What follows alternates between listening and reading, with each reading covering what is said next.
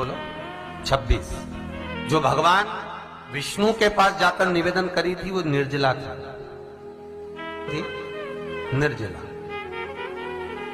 इसलिए सारी एकादशियों में निर्जला एकादशी की महत्वता शास्त्र प्रमाण करता है महाराज। पर हिंदू धर्म के 3 व्रत ऐसे बता दिए जिन व्रतों का पुण्य समाप्त नहीं हुआ।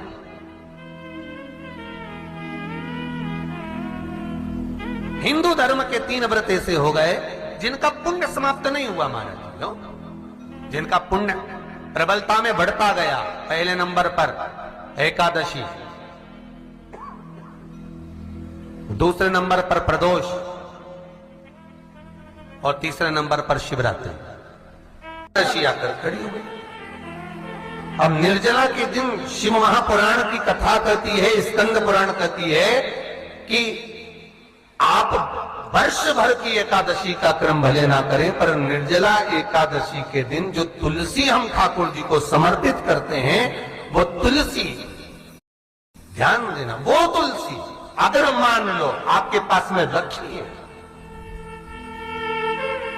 निर्जला एकादशी के दिन भगवान ठाकुर जी को, शालिग्राम जी को, लड्डू गोपाल जी को आपके घर में, आपके मंदिर में जो आपने भगवान को तुलसी समर्पित करी है, वो तुलसी मान लो तुम्हारे पास रखी है और कोई व्यक्ति को बहुत ज्यादा कष्ट है शरीर में, बहुत कष्ट है, थोड़ी सी वो तुलसी चढ़ी हुई ठाकुर के चरणारविंद की, आप उस जीव को दो तो सही, आधा घंटा इंतजार करो, स्वास्थ्य में अंतर आना प्रारंभ हो जाता है उस निर्जला का।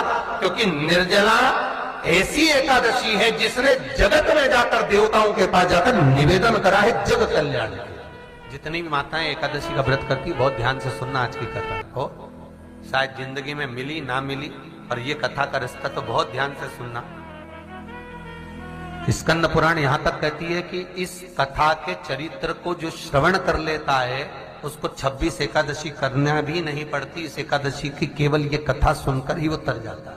बहुत ध्यान से सुनना इसको, कथा को। एकादशी के दिन जब आप जल शंकर को चढ़ाने तो रोज ही जाते हैं, जब एकादशी का दिन रहे और शंकर जी के मंदिर में आप जल समर्पित करें तो 3 बार मुख से स्वधा स्वधा स्वधा या स्वधा स्तोत्र का पाठ, जिसमें 12 श्लोक, 2-4 हैं। पैसा तो आ रहा है और घर में टिक नहीं रहा, डॉक्टर में, पुलिस में, एक्सीडेंट आदि में, कहीं गलत जगह पर, व्यसन में अगर पैसा जा रहा है, जुए में, मांसाहार, मदिरा पान, या कहीं आया पैसा आने में कमी नहीं, आ रहा है पर टिक नहीं रहा, रुक नहीं रहा, कोई मांगने आ गया, दे दिया, फिर वहां से अपने पास नहीं आ रहा, अपन कह रहे हैं भैया हमारा पैसा लौटा दो, नहीं आ रहा। तो महाराज शिव महापुराण की कथा कहती है एकादशी के दिन गंगा के जल में मात्र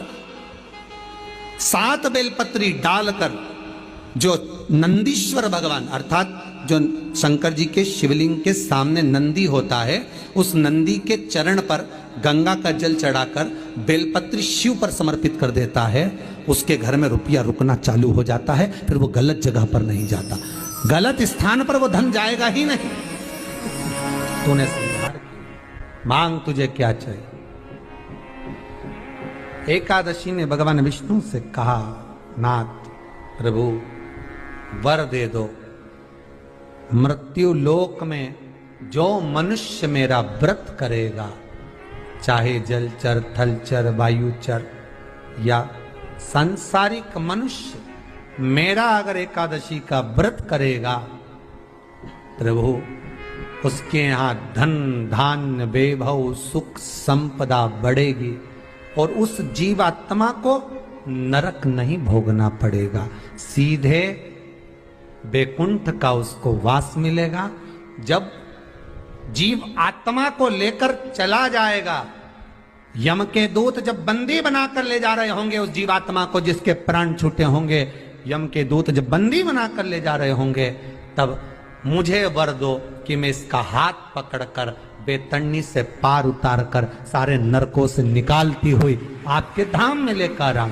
भगवान ने वर दे दिया, तथास्तु। हे एकादशी सुनो, मृत्यु लोक का मनुष्य अन्न का त्याग कर कर, क्योंकि अन्न में एकादशी के दिन पाप पुरुष रहता है, अन्न का त्याग कर कर एकादशी के दिन जो मनुष्य तुम्हारा व्रत धारण करेगा, उस व्रत को करेगा और उस व्रत को धारण करेगा, उसकी मनोकामना पूर्ण होकर वो मेरे ही धाम को जाएगा।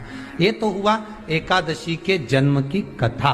एकादशी के दिन गंगा के जल में मात्र 7 बेलपत्री डालकर जो नंदीश्वर भगवान अर्थात जो शंकर जी के शिवलिंग के सामने नंदी होता है, उस नंदी के चरण पर गंगा का जल चढ़ाकर बेलपत्री शिव पर समर्पित कर देता है, उसके घर में रुपया रुकना चालू हो जाता है। फिर वो गलत जगह पर नहीं जाता, गलत स्थान पर वो धन जाएगा ही नहीं।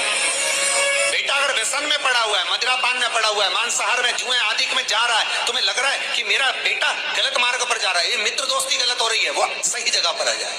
करना है एकादशी। कई लोग इसको धन के लिए भी करते हैं, संपदा के लिए। संपदा के लिए अर्थात जिसका व्यापार नहीं चलता, जिसके घर में पैसा नहीं आता, या नौकरी नहीं लग रही, या सर्विस नहीं लग रही, आप अप्लाई कर रहे हो, जगह जगह जाकर इंटरव्यू भी दे रहे हो और पैसा नहीं आता, तो उसके लिए भी प्रयास किया जाता है। पर उसके लिए यहाँ पर जो धन के लिए करते हैं, उसके लिए विष्णुपदी के लिए करते हैं। मतलब जैसे गंगा के जल में तुलसी के 11 पत्ते डाले जाते हैं और उसको किसी भी नारायण के मंदिर में राम कृष्ण शिव शंकर नहीं, राम कृष्ण भगवान विष्णु दत्त आदि जितने नारायण के मंदिर हैं, उस मंदिर में किसी भी पात्र में, एक छोटे से पात्र में उसको भरकर रखी आते हैं महाराज। उससे भी जॉब सर्विस नौकरी में सफलता प्राप्त हो जाती है, परंतु वो भी एकादशी को ही होता है। कुछ देर तक पात्र को रखा जाता है, फिर वही पात्र का जल किसी भी वृक्ष के नीचे डाल दिया जाता है, उससे भी नौकरी के लिए फायदा मिलता है। गंगा का जल कोई साधारण नहीं। दशमी, एकादशी और द्वादशी, इन 3 तिथियों पर एक रोटी में थोड़ा सा मीठा रखकर सोमक पितृ का नाम लेकर यदि गाय को खिला दिया जाता है, तो अगर कोई पूर्वज प्रेत योनि में भी पड़ा हुआ होता है, भटक रहा होता है, जिसको पिंड नहीं मिला, जो अचानक मर गया होता है, अधोगति में चले गया होता है, उस जीव की मुक्ति दशमी, एकादशी और द्वादशी, ये 3 दिन सोमक पितृ का नाम लेकर रोटी में, पूड़ी में मीठा रखकर अगर गाय को खिला दिया जाता है, ये 3 दिन तक, तो वो पितृ कभी भटकते नहीं है, उनको मुक्ति प्राप्त हो जाती है, मोक्ष में।